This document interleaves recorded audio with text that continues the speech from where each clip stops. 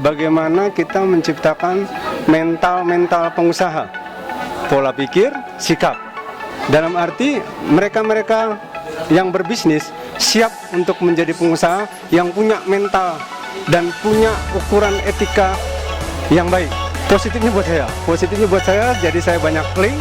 Dan insya Allah mereka-mereka ini yang akan menjadi pengusaha yang katanya 2%. Dari sinilah semua hasilnya.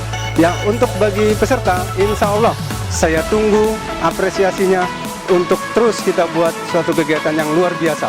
Itu saya tunggu, itu dulu. Kalau memang ada, alhamdulillah. Nah, alhamdulillah yang pertama terus berusaha. Yang namanya wirausaha adalah berusaha karena manusia harus berusaha. Yang kedua, jangan dinilai dan diukur. Lakukan, berbuat, lakukan sekarang. Jangan lupa tadi TTM-nya, tolong, terima kasih, maaf.